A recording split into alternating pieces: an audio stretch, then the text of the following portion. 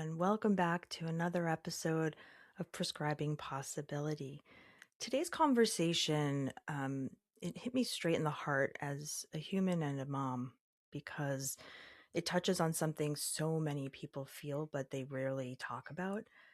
Today, I'll be joined by Dr. Margo Lowy, whose work gives language to one of the most complex emotional landscapes that we have, motherhood. And not the idealized version either. It's an honest one, the one that holds love and resentment, devotion and loss, tenderness and rage, often at the same time. Dr. Lowy is a contributor to Psychology Today. She completed her doctorate at the University of South Wales in Sydney, Australia, where she investigated the field of maternal ambivalence. Dr. Lowy is the author of Maternal Ambivalence, The Loving Moments and Bitter Truths of Motherhood, and we'll get into that during our conversation. The book, Maternal Ambivalence, it's a groundbreaking examination of the myriad complex emotions that accompany motherhood for so many women.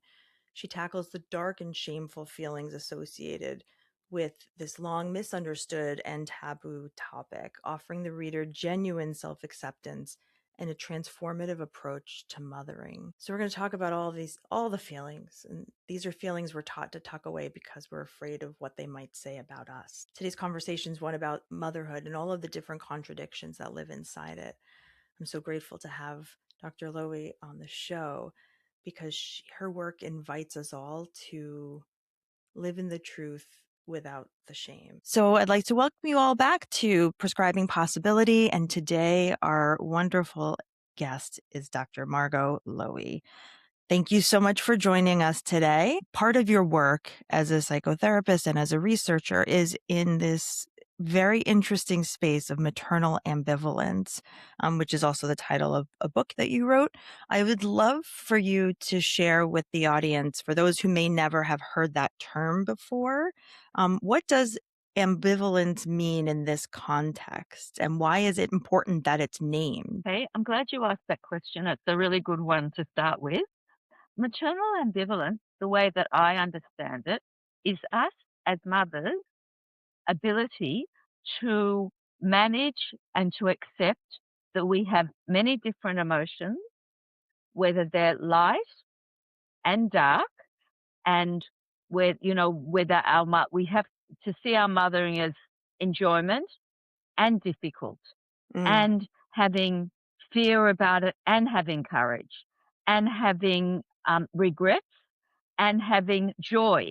And it's our ability to join these emotions and not to disregard the difficult ones, and really to see mothering as an and, not an or, meaning mm, that at any point of time, we may be joyful and we might be distressed. We might be having a great day and there might be difficulties. And as mothers, there is taboo about these difficult feelings. And what I say about that is these difficult feelings are there for a purpose. They're always they're in any relationship, but they're really there in mothering as an opportunity for us to understand more about ourselves and our children. And I think as mothers, there is, as I said, there's taboo in regard to these difficult feelings. And we yes. kind of disregard them. And what I'm saying is that we can actually use them to heal our relationships and to understand more. That's really what it is. I think it's incredible to have language around it because I mean, even just speaking for myself, my daughter's 15 now, but I can remember that time. So it was such an intense time of different emotions. And some days, you're just all in, and other days you're like, oh my gosh, this is really Yes, hard. And it's that's right. lonely and That's isolating and yes. all of these things, it's, but yet it's joyous.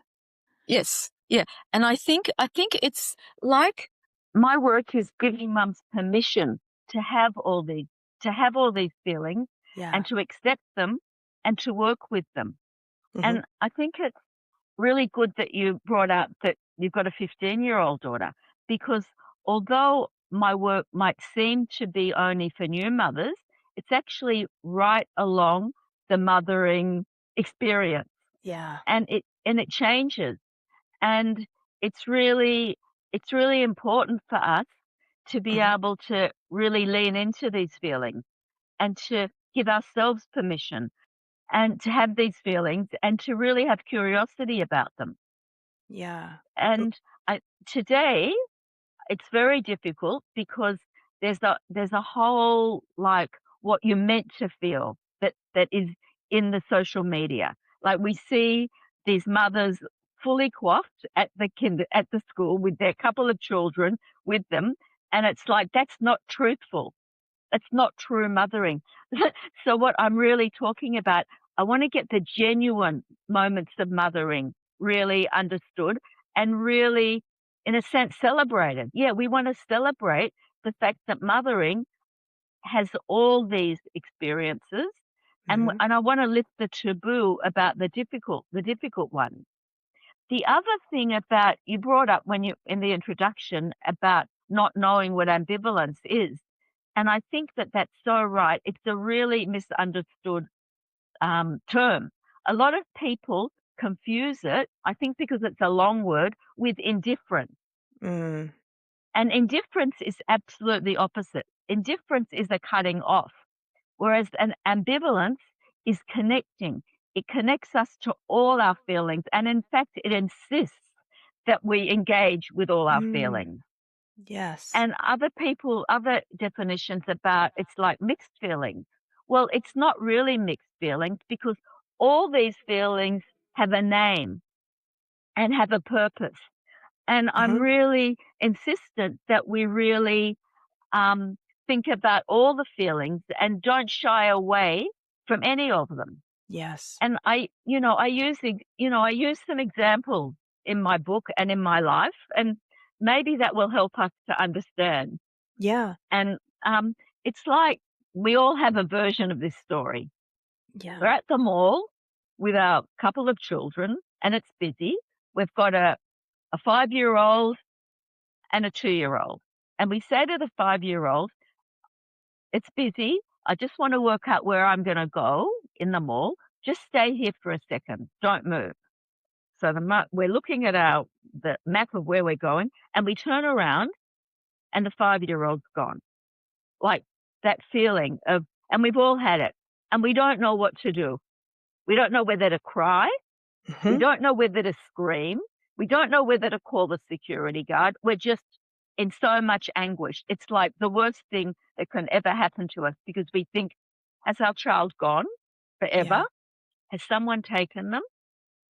What does this mean about my life? We're just flooded with all these feelings, and we're flooded with anger, like Mhm. that child went and I told the child not to Not go, to. Yeah. or we've got such fear that someone's taken this child.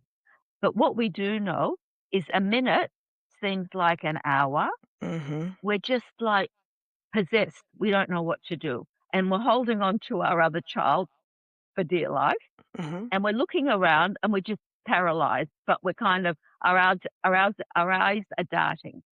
And after 5 minutes, we see our child skipping along happily with the mother of a friend from school. Mm. And so the mother comes up with a child and we grab this child, and the feelings are what I mean by ambivalence. We're just totally relieved. We love this child. We don't want to let it go, the child go, but we're so furious. We're Yeah. so furious Mhm. what went through our lives that this child did this to us. Or anyway, we've got the relief. And after it all settles down and maybe we go home or we think about it at night, we really want to think about these feelings, that what it meant and how important it was to be able to experience all these feelings and to try and understand what the loss meant and what the anger was and what the resentment was and what the love was and the complexity of all our emotions, and the fact that the fear and almost the anger actually made our love stronger. At that point, when we held that child, the love had never been like that before. So it's like this intensity. And if we don't have those difficult times, we won't have the intensity.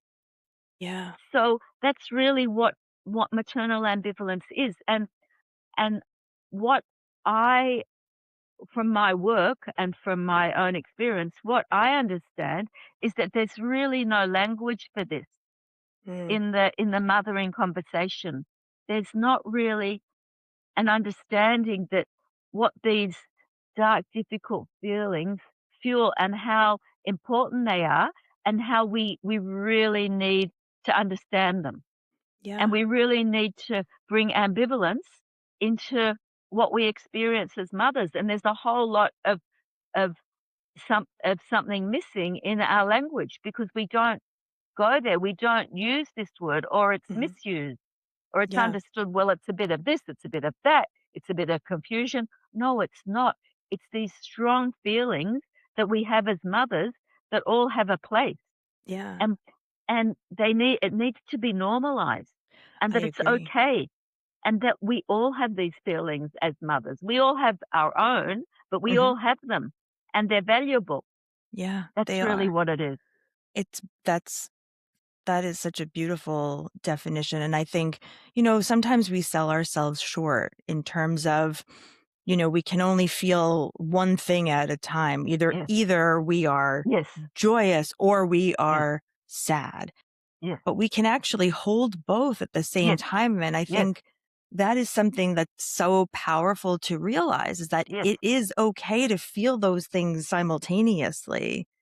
Um, how do you view the concept of, like, the threat of those feelings that people maybe would associate with, like, shame, like they feel shameful yeah, for yes, having yes. certain Well, feelings? well, one of the reasons I wrote this book is because of my experience that I go into that um my my real passion about being able to work through the shame. And in a Mhm, sense, this is what my book does and my work does, because I'm not saying it doesn't exist. It does exist, and I'm naming it. And I think this is naming it is a really important part of being able to manage difficult feelings. mhm. And I think with mothering, there's so much shame. It's Yes. probably, I don't want to say it's the most, but it's up there because we really do feel shame Mhm. about what we do wrong. And we do a lot of things wrong all day, every Right. day. But the point, especially when we're hands on, when we're learning about it, hands on Mhm. meaning when the children are young. And Yeah. my work is about really I've got a few mantras that really sum up my work, which I'll Mhm. tell you and which will probably help us. One Yeah. of the things and one of I wanna go back to one of the reasons I've done this work and I wrote this book is when I went into my first mothering experience, which was more than 45 years ago, I just felt that I was kind of robotic. It was kind Yes. of, I'll do it the way I was mothered. And I didn't really give myself a chance to think about it. And I think a lot of us do this. And I was pretty young at this time. I had my first child when I was about 22. And Mhm. so I just did mothering the way that I saw it. And I didn't really think about it. But I think had I had a book, which Mhm. would or something, if someone would have said to me, mothering is a messy and interrupted and Mhm. loving experience, it like would have expanded my horizons Yes. because I think when I had my first son, well, I thought that this would be my opportunity to bond in the most wonderful way with this Mhm. child and that this would add something to my life. And I Right. didn't realize that my child would be different from me. It's just when I think about it, it's so naive. But I was in this fantasy world. Mhm. And I also, one of my other sayings is that the only way we learn is about making mistakes Yes. and fixing them and making them and fixing them. And this is such a difficult concept to kind of understand. But How do we learn unless we make mistakes and Right. we're open enough to look at what we're doing, to be fluid? Because one of the important parts of my work is about trying to get flow into mothering. Mhm. Because if we're not fluid, we're rigid. Yeah. And that's when the shoulds come in, and that's Mm. when we doubt ourselves, and that's where we have shame. So I really, encourage this fluidity. It's really hard, but it's like there's no other way of doing it. And No. repairing, we have to have flow. And Yes. then there's the notion that we're making it up as we go along. Of course we are. Right. There's no and that's again something fluid. And the reason that's such a wonderful statement is it gives us freedom. We are Yes. making it up, and we're making up our own narrative of Mhm. our own mothering. And Yeah. there's not really any we can of course we share things with other mothers and you know from our, with our mothers or with our sisters or with our friends, but it is our experience and it's difficult. But we have to know that it's messy and it's also an interruption. An interruption is so important because I think that mothering, we when we first of all when we become pregnant or we decide to adopt or however we decide to do it this way, there's an interruption to our Mhm. lives physically and emotionally, and Yes. sometimes we don't really name this.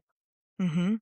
That is I when you said that, I kind of had a visceral reaction because I can remember those times very well, and interruption is the best term for it. It is because it's neutral, right? Interruption is just a neutral thing, but I think in our culture, we ascribe, a negative Yeah, connotation to yeah, it. yeah, Um, but that's not necessarily the case. It's just the story that we've inherited about yes, it. yes. Yeah? I don't know about neutral. I haven't heard it, but I understand what you're saying. But I think more it can be neutral, but it's dynamic. Yes. And yes, and I think maybe what you're saying is that we see it as something negative. We do. Yes. And I think again it needs to be reframed as part of mothering and it's a challenge to see an interruption as Mhm. something worthwhile. Yeah. But in fact it is. And in a funny way, I think if we can think about an interruption Mhm. as a gap. Okay. And maybe that's what you're talking about in a neutral kind of thing, a Yeah. gap to think about something. Mhm. Because often with an interruption, it's really hard to manage what that means. You know, if we're cooking dinner and our child is at us, "Do this, I want an answer straight away, blah, blah," and they don't really say that, but they want something. Right. We see that as an interruption, and I think that if we can see it as just part of life, part of mothering, and we can think about it rather than and respond to it Mm. where we say, "Look, I might need a bit of space," or whatever way we use, instead of reacting. Because Yeah. I think with mothering, it's really fascinating because we really think that we have to have a response or an answer straight away. Yes. Mhm. And we rarely give ourselves the right to say, "Hang on, I need a bit of something myself too. Just give me a second." It's such a difficult I won't say skill because I don't know. It's such a difficult experience, not really experience. Anyway, it's such a difficult thing to master. Yes. I completely agree, and, I'm curious, as you were speaking, I was thinking about, the experience of being a new mom for the first time, right? What is when she believes that story that she is supposed to feel joy and gratitude and all the things that Instagram and TikTok tell her she should feel, but her lived experience is so different. What is that? what is that doing in terms of like how she views herself or how she views her relationship with her child?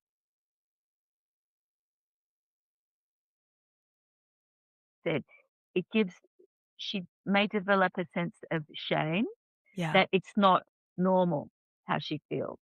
And what I believe is everyone has a different experience of mothering at different stages and in Yeah. different minutes. But I think a new mother is particularly vulnerable. You know, a Mm. new mother is open in so many ways.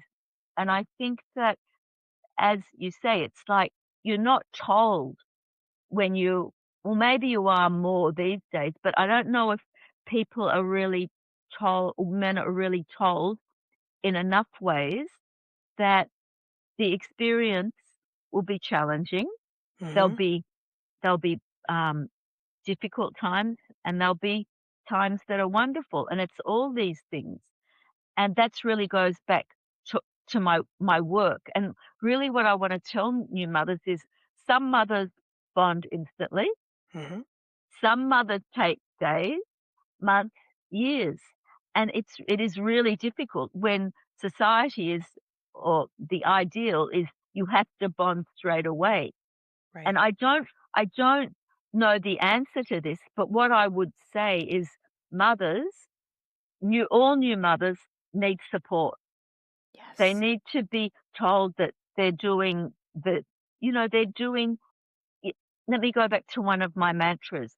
All mothers, or 99.9% of mothers, do the best job they can.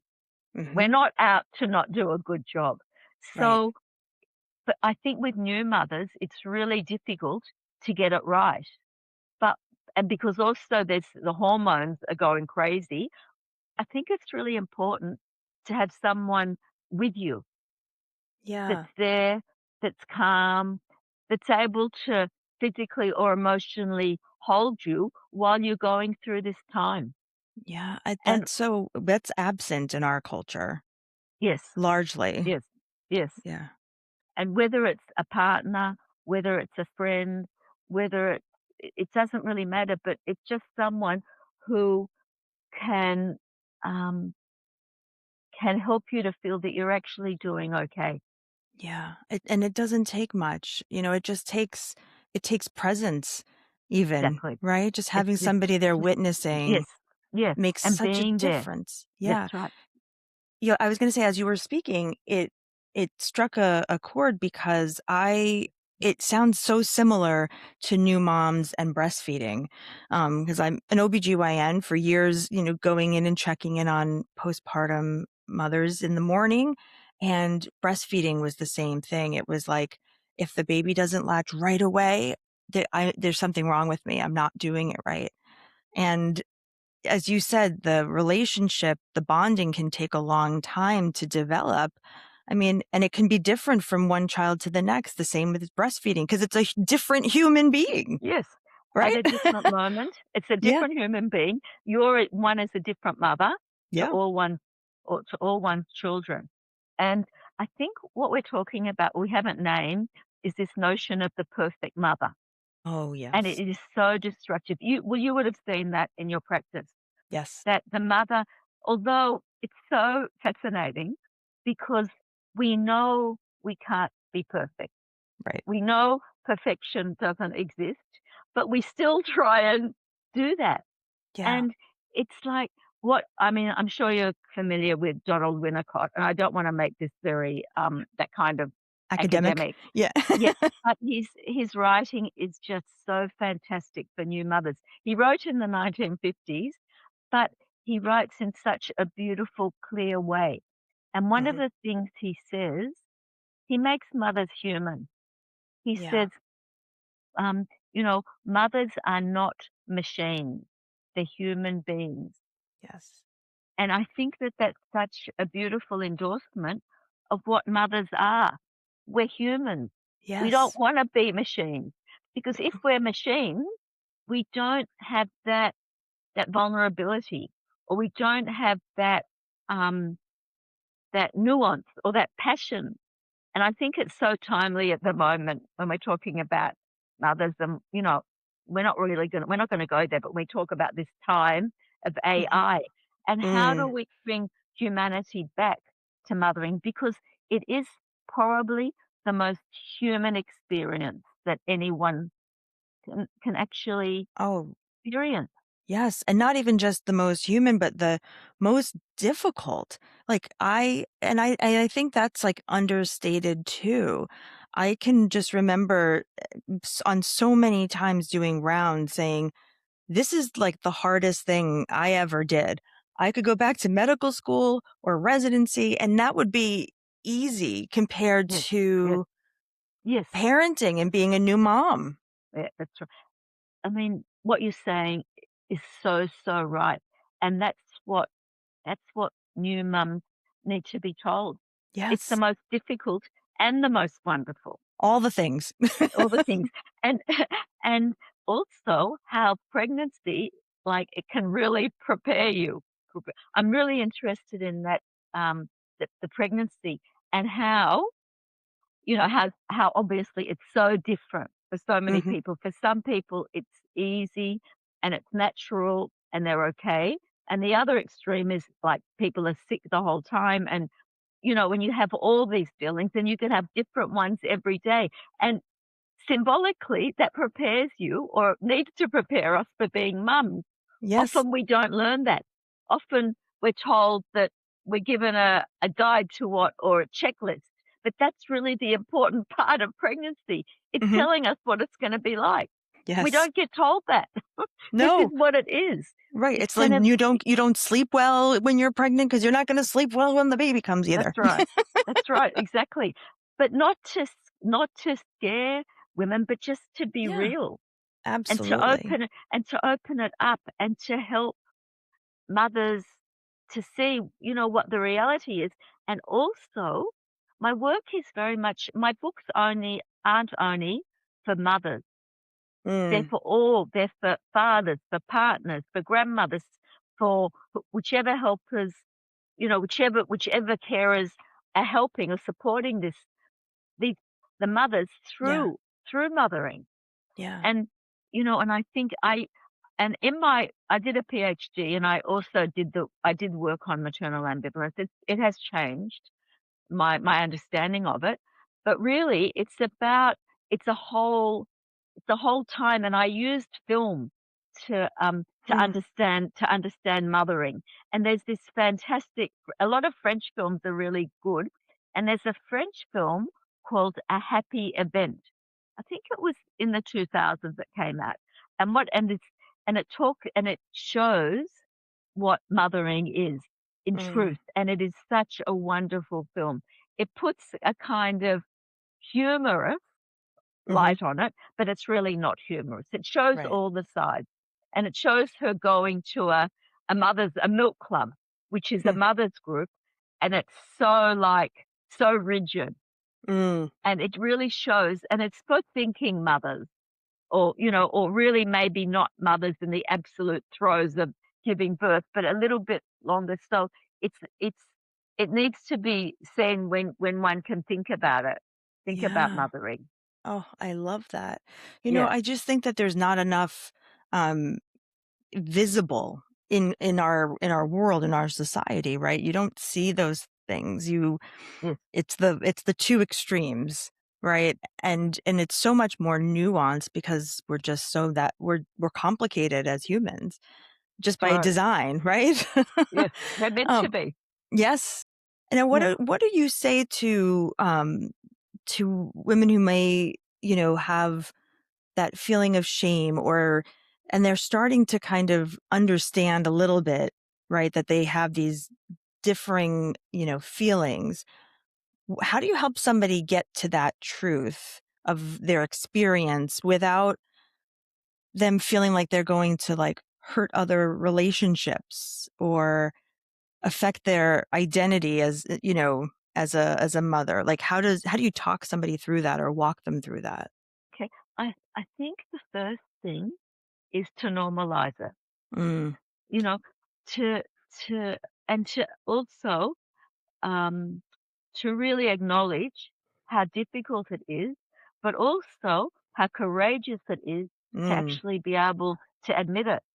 Yes. Because if we don't admit to all our feelings, they become rigid and they build up. It's like a pressure cooker. Mhm. So if one is brave enough to open up and to talk about it, it really is there's a fine line between minimizing them, not to say everyone has those feelings, Right. but to normalize them and to say, really, it's part of this difficult experience and this wonderful experience. It's Yes. all. And I think, there are times in our lives, and I'm not I'm not saying this with respect to talking to that particular mother. It's like mothering, if we all look back on our experiences, it's a vast array of all Mhm. different experience. And it's never really totally joyous. I Right. think there are moments, Mhm. but then it's as you said, it's nuanced.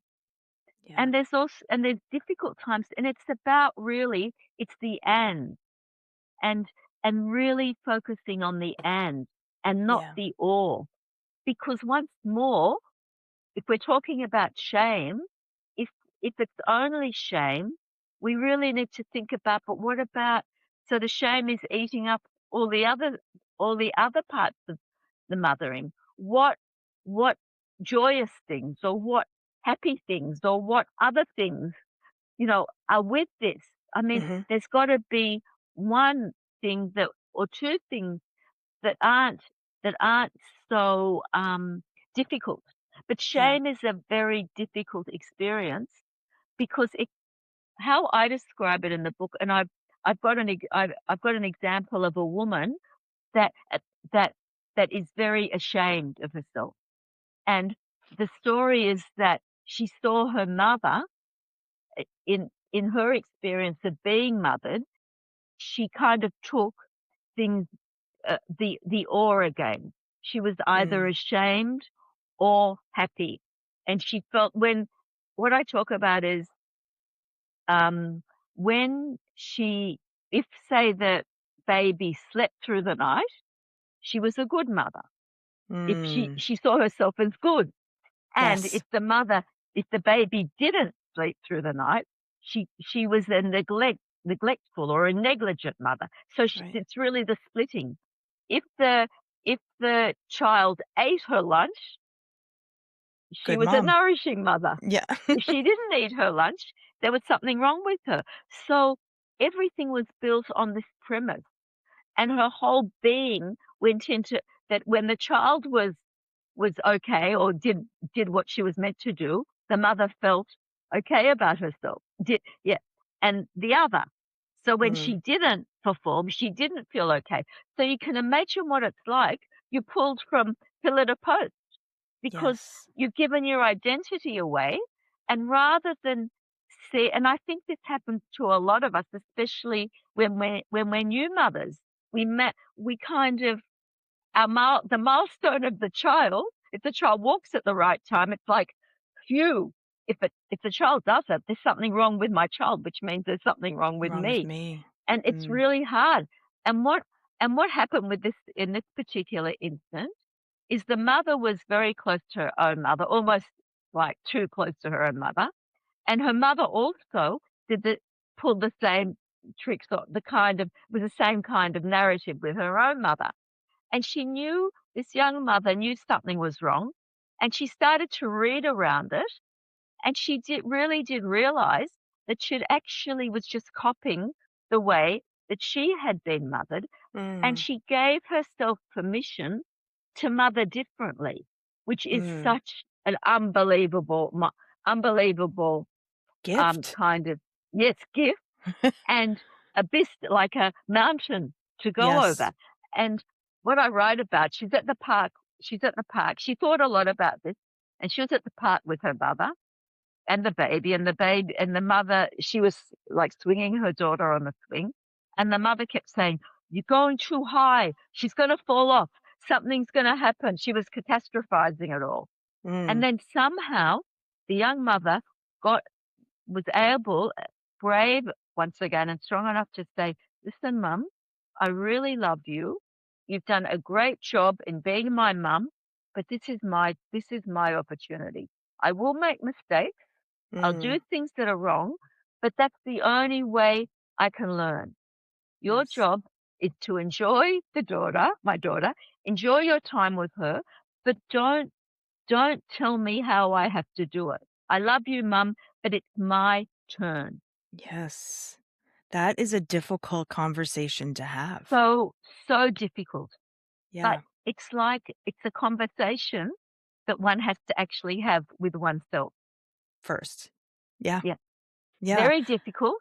There's Yeah. many ways of doing it, but it's like it feeds into the other part of my work, which is that we have to surround ourselves with people that are on our team, Yes. people that support us, people that can laugh with us, Mhm. people that are okay if our child didn't have dinner last night because they couldn't eat, and it's okay.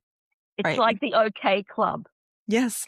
Yeah. And My and sister-in-law calls it's so funny. It's, when, the baby rolls over and, you know, the head hits the side of the crib or whatever it is. You can name a million things. yes, But very early on, she called it the Bad Mamas, and she had a song, Bad Mama, Bad Mama, and it made light of it because that's the only way to move get through on. it. To get through. Yes, I I think the bad part is that I have a difficulty with that word. that's if, Make yeah, yeah. It was but meant in it's jest meant and to in be. Yeah, lightness, but I yes, know, but I get it. But yeah, I think that, yeah, it's so important to have that team, and it sounds yes, like you had it with your sister-in-law. It's the ability and laughing, that's what I'm talking about with flow. Like, mm, it's not so serious. If the yes, baby bangs the head, it's gonna keep banging the head over the years. We're gonna do things, but we have to be human to yes. ourselves. Hmm. But And it the flow is so important. yeah, Yeah. yeah, and when we're faced with people that are rigid, Mm, it kind of infects us in a sense.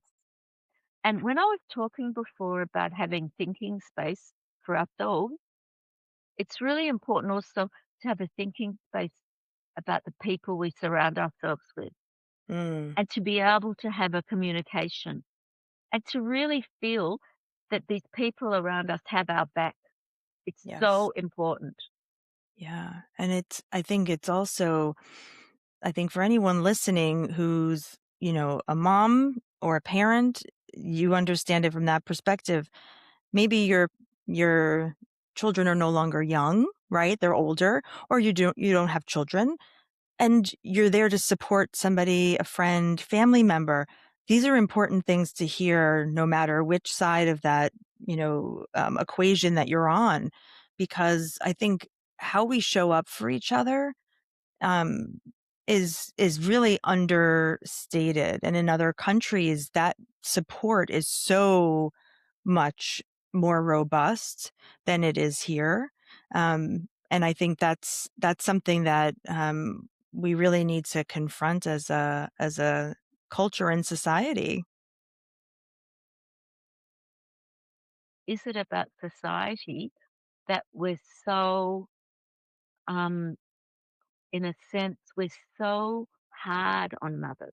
Mm, Why can't a society be more forgiving?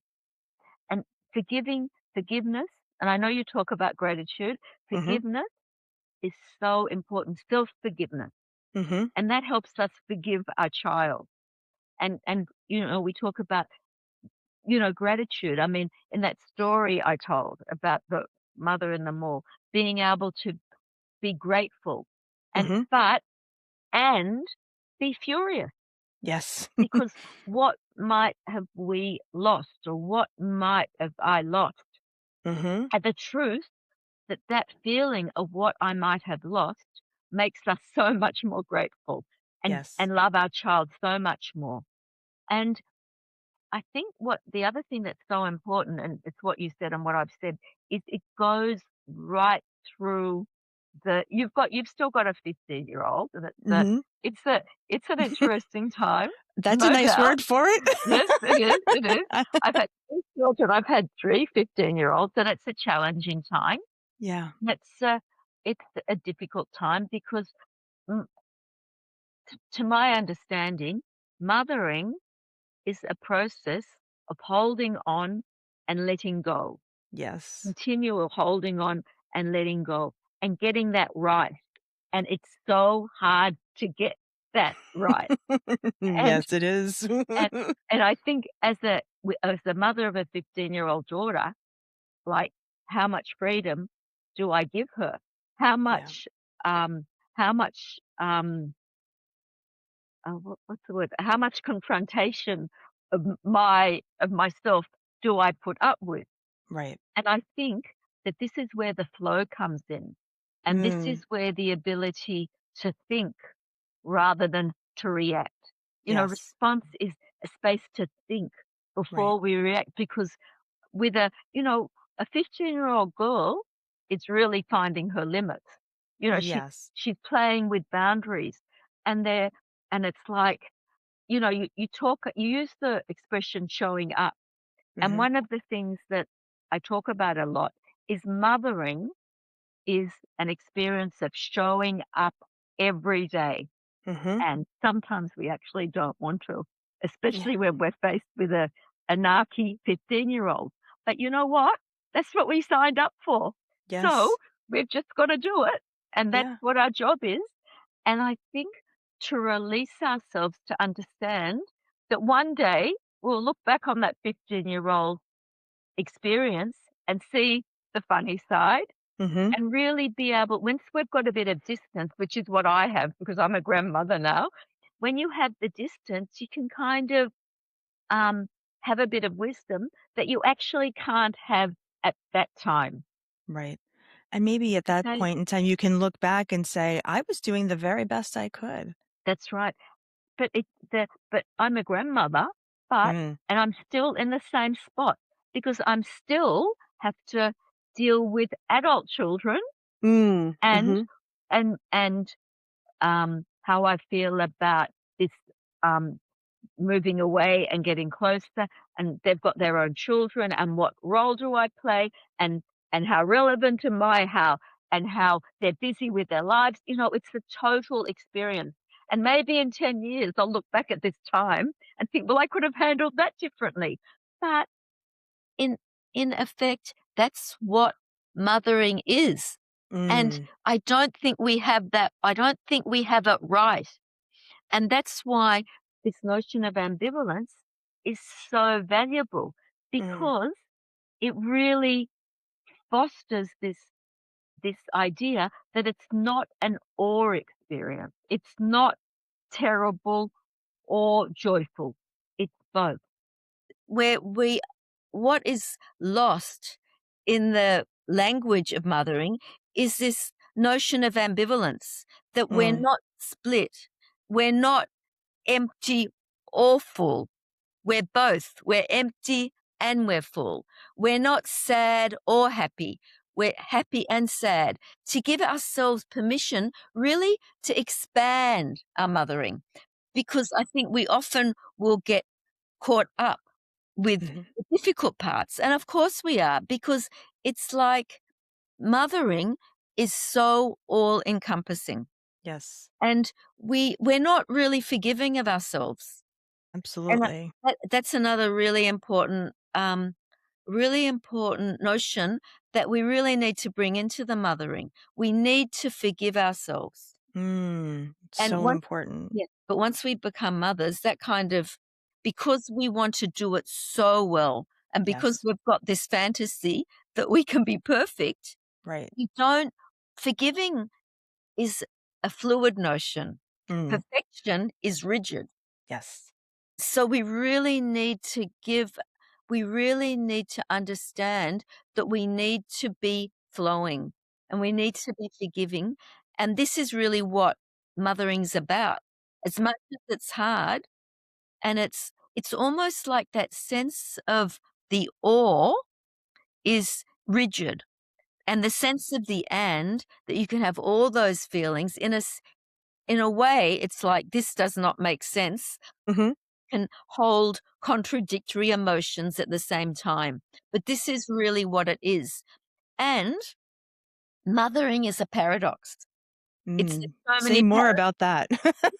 it's a paradox. Mm, That's real, and accepting that that's what it is, knowing that that's what it mm. is, this is what really gives us agency, and Yes. it gives us the ability to accept ourselves and accept this experience for what it is. Yeah, I and as mean, you're saying that, it's also not just agency, but how powerful an example we are then showing our children, yes, right? We're teaching them emotional regulation in real that time. that's right, oh, I love that. That's Yeah, really what it is, and it is so hard to regulate ourselves. absolutely. I think giving oneself the response space, the time to think and calm ourselves, it's so powerful. It's Hmm. so hard to do, and Yes. I think if you can do it once out of 10, then give ourselves a pat on the back because we don't do that enough.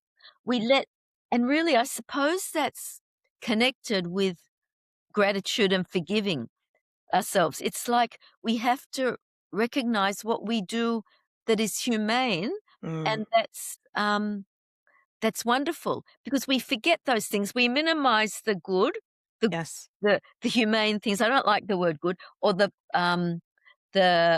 what word could be? Yeah, I think the humane things that we do, but we really make the catastrophize Yeah. the the things that we're not proud of, we don't like.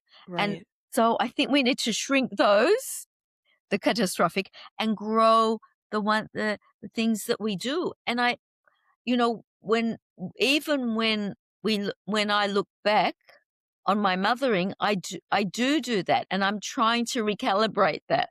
Yes.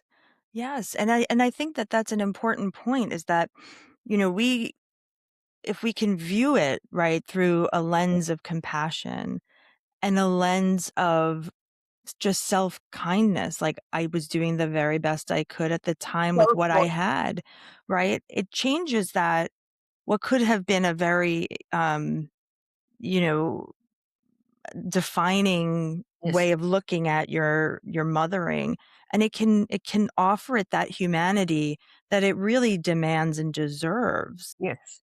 And while we're talking, and I'm thinking about my work and the word compassion and Mm, self-compassion is so important, and I don't think as mothers we give that enough space or enough we don't value it enough. no, And it absolutely not. and it's a fluid word if you think about it. Mhm, It's not rigid, it's like humanity, it's like compassion, it's like generosity. mhm. We're not very generous with ourselves. That's very true, and I think, mothers being a very special subset of caregivers. You can say the same for caregivers who are, the sandwich generation taking care of their children and their parents, or, teachers are caregivers. Like there's so many of us in society who are caregivers. And I think a lot of these themes also they play through that lack of compassion and the expectation that you just um, give everything you have in the service of someone else. But we don't leave enough for ourselves. It Yeah. there is this kind of if we talk about perfection and the myths of mothering, Mm, there's that myth that you're meant to be fully caring, fully compassionate 24/7. right. But it's just that is such a destructive myth because no one can be that, and Mm-mm. it's not human. It's No. robotic. Yeah. So, I mean, the whole that's why I'm saying the whole narrative of mothering needs to change, and it Yeah. needs to become inclusive rather than exclusive. Hmm. What do you mean by that? Can you clarify Well, that? when I say, it's really goes into that notion, when something's exclusive, it's an or, that you're happy or you're sad, Mm, or you're that. Whereas when you're, inclusive, it's all okay. All Yes. those feelings, we can struggle with them, but in the end, we can say, "Okay, that's what happened. I've got to get on with it. I make mistakes and I fix them up." I mean, I think if someone would have said to me, "Mothering is an experience of making mistakes and fixing them and making them and fixing them," it's such a powerful way of looking at mothering. Because what else is it? Of That course, it's other things, No, but of it's course. very much part of what everyday mothering is, and Yeah. it's being able to see, okay, to admit to yourself, "Okay, I made that mistake. I'm human. Maybe next time I'll do better, or the next time, or the next time," but not to judge myself that I didn't get it right the first time or the second time. Right. It's interesting that you say that this is what we wanna model to our children, because we do wanna model this to our children. Mhm. And Yeah. how are they gonna be well-rounded human beings if we're so hard on ourselves? Right, they pick that up so much quicker than anything They we do. tell them. That's right, I often think about it, and they've just got you don't get away with anything with your Mm-mm. child. Whether No. the child is a newborn or a toddler, they can name it. They're Or a here 15-year-old. definitely a 50. Yeah, Oh, yes, it's such a to use your word, it's a paradox of epic proportions. it is. It is. Yeah, and so if, you were to hear a parent out there who's listening right now and they recognize themselves in any bit of this conversation, what would you want them to understand about what it means to be a good enough parent? Okay, I what I would say is I would go back to those few mantras that I Mm, that if we're talking about mothering, mothers we the majority of mothers are trying or doing their best. And yes. I think it's important to think of ourselves like that and our own mothers like that, that we're all trying to do our best with this messy and interrupted and loving experience. And Mm, I'd also say, let's surround ourselves with the right people, that our team that's there for us, whatever yes. that team is. Yeah. And also that, it's gonna be okay. Yeah, I love that. I love that. Um, Thank you for Thank you. this wonderful conversation, and I think, it's going to, I hope, give people permission to Yes, be human and to, allow themselves a little bit of grace. yes, yes. Yeah, and maybe then the experience will be a little lighter in some ways. Lighter, and I would also say fuller. Yes. Oh, that was beautiful. Thank you so much for Mhm. joining us. Thank This you. was a wonderful Yes, it conversation. I was great. appreciate you. Thank you.